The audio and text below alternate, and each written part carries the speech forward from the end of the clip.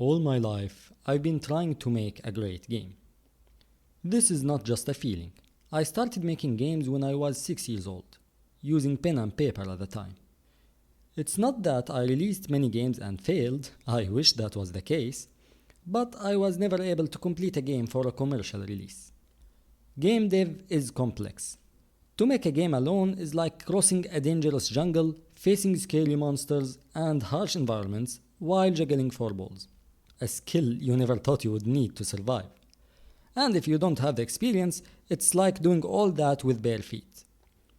And while a few people could do that, I feel no shame in failing. Not all people are jacks of all trades with tons of free times after all. And like everyone who starts a new field, I thought I had ideas to conquer the world. But reality is much more brutal than fantasies, it seems.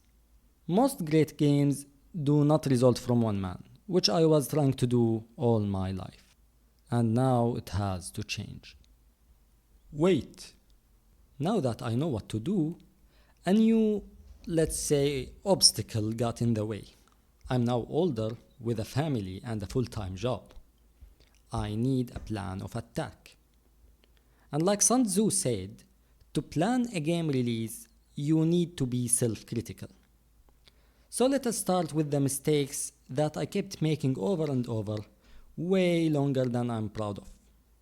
1. Having a large scope. 2. Not finishing enough games. And 3. Trying to do everything by myself.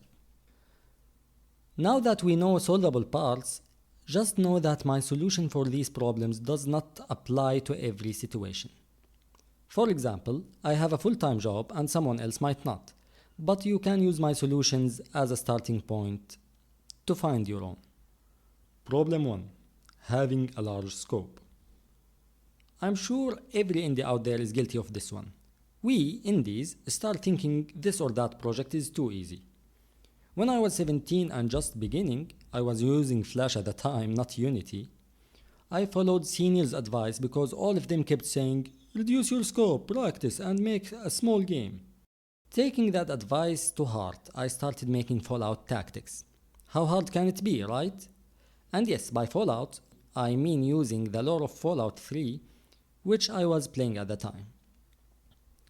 Of course, I became more intelligent quickly after seeing how hard it was, right? Of course not.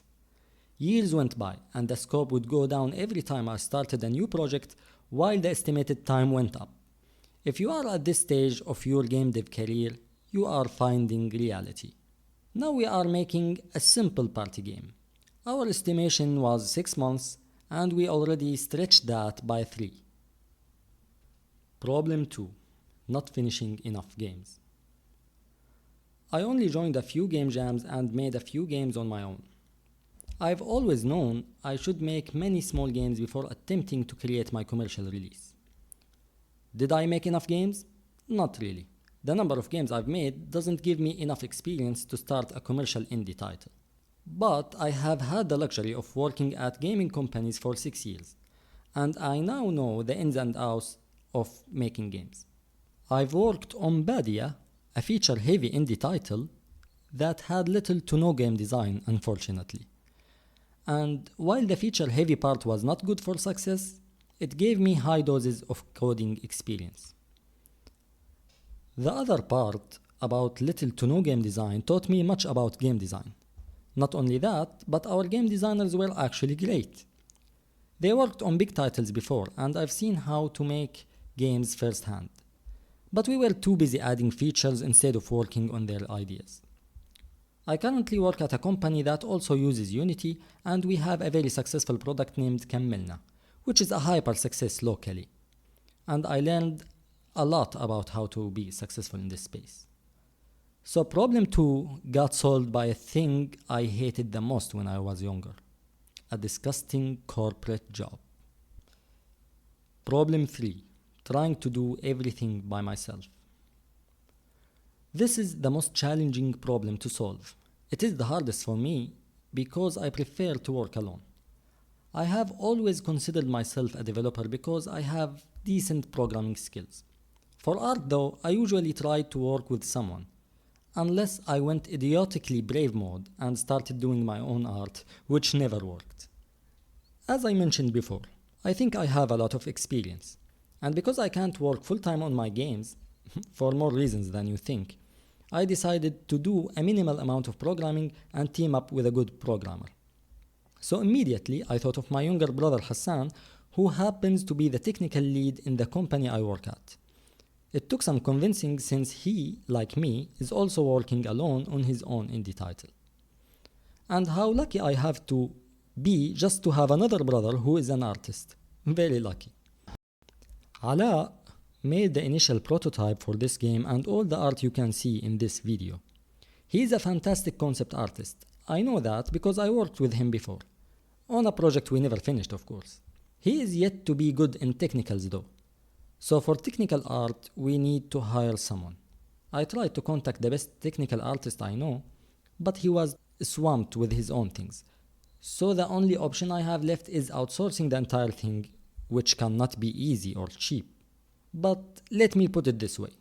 If someone asked me if I wanted to work part-time with half of my current salary to free up some time to make my own game, I would answer yes, of course. This means I should be okay with losing half my salary to work more on my game, which sounds insane now that I've got that money in the bank. But I would really do that given a choice. However, I think I've got a much better choice now. I can outsource and it will not cost me half my salary, thank God, especially since the other team member, my brother, is also willing to invest in this game. As a result, we can transform some of our corporate working hours into hours put directly into our indie game through the magical power of value-saving devices, or as commonly known as money.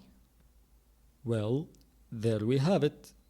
I think I was able to build my own team using my connections, or as you may call it, my luck, and a value-saving device. It is too soon to predict the outcome of this journey, but I will be thrilled if you join us. We will discuss technical problems, game design ideas, art creation, marketing, and more. Subscribe and do not miss our next update. We will get into the battlefield in our next video.